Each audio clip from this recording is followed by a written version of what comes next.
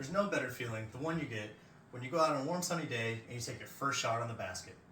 Your disc is a little off, but at 200 meters it starts slowly gliding back towards target. 300 meters, we're about synced up, and then you hear ching, ching, ching, ching, ching, the rattling of the chains.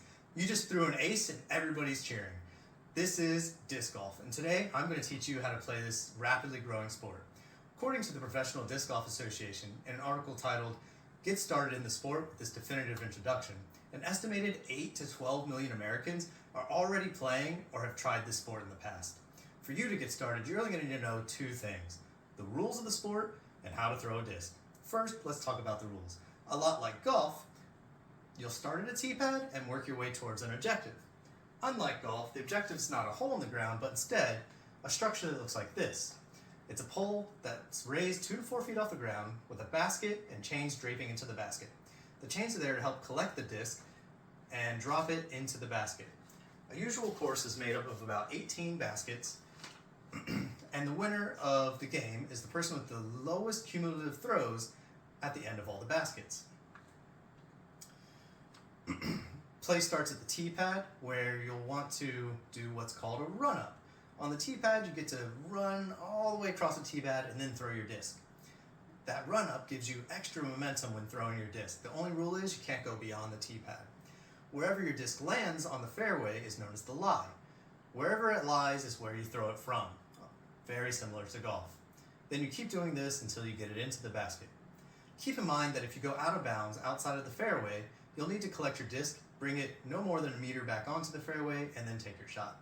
Permanent hazards like bodies of water, trees, or traffic in the road are always out of bounds. And you'll need to grab your disc and return to the fairway. Some other rules to keep in mind while you're playing this game are safety. Always, always, always scan in front of you before you throw your disc. You don't want to throw your disc and accidentally hit a person. The discs are much denser than a frisbee and can really pack a punch. If you do think your disc is going towards a person, make sure you yell "4" as loud as possible. Give them warning that that disc might be coming towards them, so they have time to crouch down or cover their head with their hands to help protect themselves. Some other common courtesies to keep in mind are being quiet when another player throws to not distract them, letting the person with the lowest score throw first from the tee, then after all players have thrown from the tee, walking as a group to the discs and letting the person farthest from the basket throw first, being sure not to go beyond their disc so they don't have to worry about hitting you when they make their next throw towards the basket. Now that you know the basic rules of disc golf, let's talk about throwing the disc, which is the most fun. Proper grip of a disc, as explained by Nova Discs in a YouTube short titled "Disc Golf for Beginners" with Nate Sexton, who's a 2016 disc golf champion. Proper grip is accomplished by placing the disc in the palm of your hand, much like a handshake, wrapping your 4 fingers along the lip of the back of the disc and placing your thumb on top of the disc. Your 4 fingers are all going to be used to give the disc more spin to help it glide along the way. Play around with the grip as you want it to be very comfortable in your hand. We'll all have slightly different grips since we have slightly different sized hands and the discs are the same size. Once you have your comfortable grip and you want to give it a little bit more torque, use your entire body starting from the bottom up. Starting from your ankles, working your way up through your knees, your hips, your torso, your shoulders, your elbow, and pulling directly across your chest and flicking with your wrist is the best way to give it the most torque and the most distance from the disc. If you're right-handed, you're going to spin the disc naturally clockwise and left-handed naturally counterclockwise. Then, with this backhanded throw pattern that I'm teaching you, the disc, whether you're right-handed or left-handed, will either glide to the left if you're right-handed or to the right if you're left-handed.